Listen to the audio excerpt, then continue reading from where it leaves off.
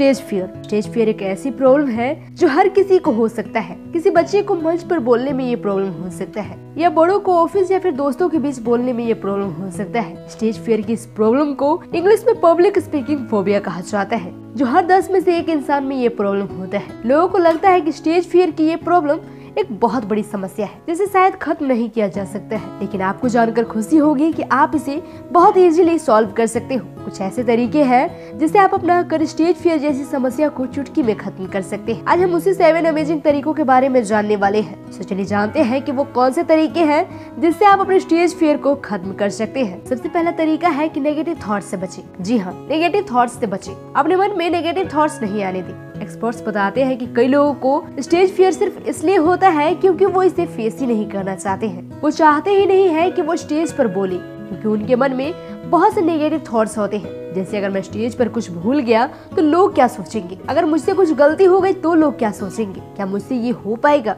कहीं लोग मुझ पर हंसेंगे तो नहीं। बस यही सारी चीजें आपके दिमाग में चलती रहती है, जो आपके अंदर स्टेज एक फियर बनाकर रखा हुआ है। अगर आपके मन में इसी प्रकार के थॉट्स आते हैं या फिर आ रहे हैं तो इसी कंडीशन में आपको स्टेज फियर हो सकता है। ऐसे में इस प्रॉब्लम से पीछा छुड़ाने के लिए बेस्ट तरीका है कि आप लोगों के बारे में ज्यादा मत सोचिए कि लोग आपके बारे में क्या सोचेंगे, बल्कि आपका जो काम है वो कीजिए, क्योंकि किसी भी इंसान के पास इतना टाइम नहीं है कि वो आपके बारे में सोच सके। लोग खुद में ही इतना बिजी हैं कि उन्हें लोगों के बारे में सोचने के लिए फुर्सत ही नहीं है। लोगों को इतना याद नहीं रहेगा कि आपने कब और क्या बोला था, आपने क्या गलती की थी। लेकिन आपका जो ये डर है कि लोग आपके बारे में क्या सोचेंगे, ये आपको जिंदगी भर पीछे ढकेलता रहेगा। So don't think about people, think about yourself. दूसरा तरीका है कि कॉन्फिडेंट रहे, फुल कॉन्फिडेंट रहे। आप जब स्टेज पर खड़े होंगे स्पीच देने के लिए तो सिर्फ आपके खड़े मात्र से ही लोगों को पता चल जाएगा कि आप नर्वस हैं या फिर कॉन्फिडेंट, क्योंकि आपके जो एक्सप्रेशन है वो सब कुछ कह देते हैं। इसलिए जरूरी है कि जब आप स्टेज पर बोलने जाए या कोई स्पीच देने जाए तो ध्यान रहे कि आपके अंदर कॉन्फिडेंट की कमी बिल्कुल ना हो, बिकॉज जब आपके अंदर फुल कॉन्फिडेंट होगा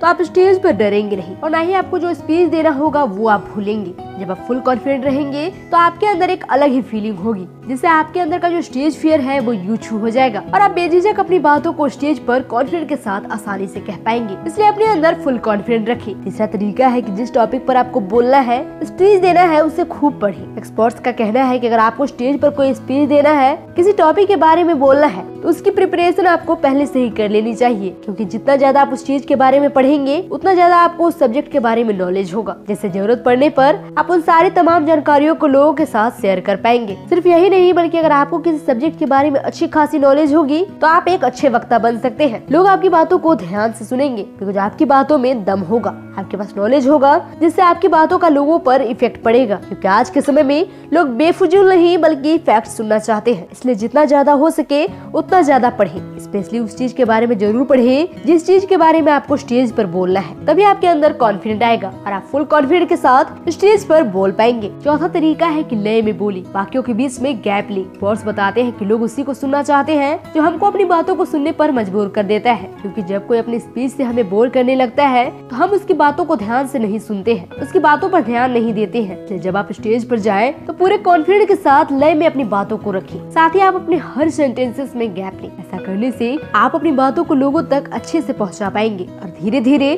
आपका स्टेज फियर भी छू हो जाएगा। पांचवा तरीका है कि सवाल जवाब करें। जब भी आप स्टेज पर हो तो कोशिश करें कि आप लोगों से अच्छे से इंटरेक्ट कर सके, जितना ज्यादा हो उनसे बीच बीच में कम्युनिकेट करते रहें। ऐसा करने के लिए आप उनसे सवाल जवाब कर सकते हैं। ऐसा करने से आपकी जो ऑडियंस है वो बोर नहीं होगी, उन्हें आपकी बातों में इंटरेस्ट आने लगेगा, साथ ही आपको पता भी नहीं चलेगा कि कैसे आपका स्टेज फियर धीरे धीरे खत्म हो गया। छठा तरीका है कि अपनी कमियों को एक्सेप्ट करें। आपको पता है कि आपकी सबसे बड़ी प्रॉब्लम क्या है? वो ये है कि आप अपने अंदर की कमियों को एक्सेप्ट ही नहीं करते हैं कि आप में कमी है, जिससे आपको लगता है कि आप परफेक्ट हो। और ऐसा नहीं होता है जनाब, हर इंसान में कुछ न कुछ कमी होती है। आपको भी समझना होगा कि आप में क्या कमी है। आपको अपने अंदर की कमी को फाइंड आउट करना होगा कि आप में क्या कमी है। अपने अंदर की कमी को फाइंड आउट करने के बाद ये नहीं कि बैठ कर रोना है कि अरे मुझ में तो ये कमी है, मेरा क्या ही होगा, बल्कि आपको उस कमियों पर काम करना है, खुद को इम्प्रूव करना है। अगर जरूरत पड़े खुद पर इन्वेस्ट करने की तो कीजिए, बट खुद को बेहतर बनाइए, हर चीज में बेहतर बनाइए, ताकि अगली बार जब आप खुद को आईने में देखें तो आपको फील हो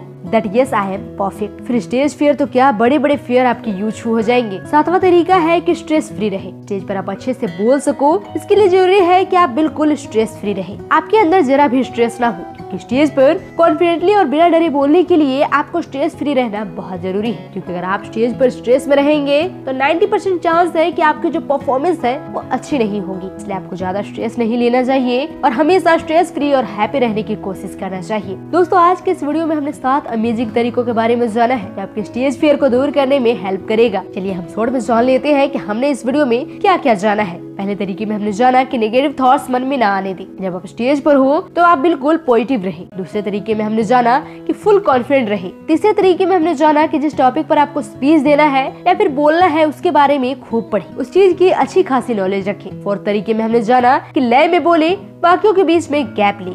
पांचवें तरीके में हमने जाना कि सवाल जवाब करते रहे। जब आप स्टेज पर हो तो ऑडियंस से अच्छे से इंटरेक्ट करें। छठे तरीके में हमने जाना कि अपनी कमियों को एक्सेप्ट करें और उस पर काम करें। सातवें तरीके में हमने जाना कि जब आप स्टेज पर हो तो स्ट्रेस फ्री रहें। तो दोस्तों, ये थी 7 अमेजिंग तरीके जिससे आप अपने स्टेज फियर को खत्म कर सकते हैं। इसलिए इन तरीकों को जरूर ध्यान में रखिएगा और इन्हें फॉलो कीजिएगा। और ऐसे ही अमेजिंग वीडियोज के लिए हमारे चैनल को लाइक, शेयर और सब्सक्राइब करना मत भूलिएगा। मिलते हैं नई वीडियो में, तब तक के लिए बाय बाय।